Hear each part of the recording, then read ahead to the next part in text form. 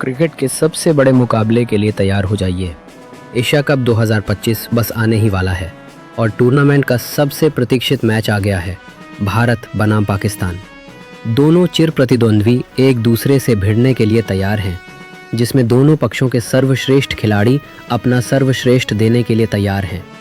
रोहित शर्मा की दमदार बल्लेबाजी से लेकर बाबर आजम की असाधारण कप्तानी तक, यह मैच एक शानदार मुकाबला होने का वादा करता है। कौन जीतेगा?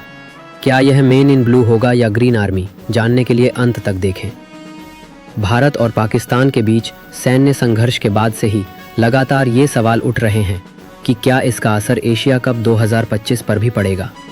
इस बार टूर्नामेंट की मेज़बानी भारत को करनी है, लेकिन हालिया घटनाक्रम को देखते हुए टूर्नामेंट का आयोजन भारत से बाहर ही होगा।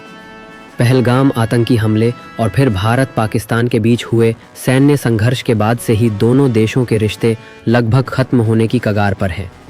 इसका असर खेल के मोर्चे पर भी नजर आ रहा है, जहां एशिया कप जैसे अहम टूर्नामेंट के आयोजन पर तलवार लटकी हुई है। मगर अब ऐसा लग रहा है कि टूर्नामेंट के आयोजन को लेकर एशियन क्रिकेट काउंसिल (ACC) की उम्मीदें बढ़ने लगी हैं और इसलिए उसने सितंबर के दूसरे सप्ताह से एशिया कप 2025 के आयोजन का मन बना लिया है।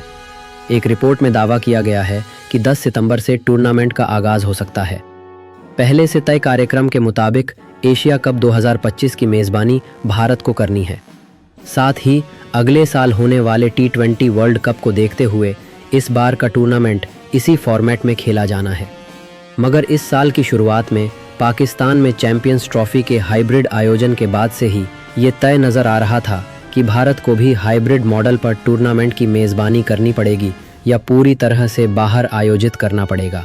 मगर पहलगाम में आतंकी हमले में 26 पर्यटकों की हत्या और फिर दोनों देशों की सेनाओं के बीच हुए टकराव ने इन उम्मीदों को भी कम कर दिया था।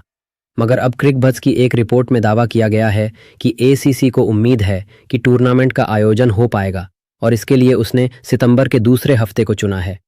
रिपोर्ट में कहा गया है कि 10 सितंबर से 6 टीम वाले इस टूर्नामेंट की शुरुआत हो सकती है, जिसमें भारत, पाकिस्तान, श्रीलंका, बांग्लादेश और अफगानिस्तान के अलावा UAE की टीम हिस्सा लेंगे।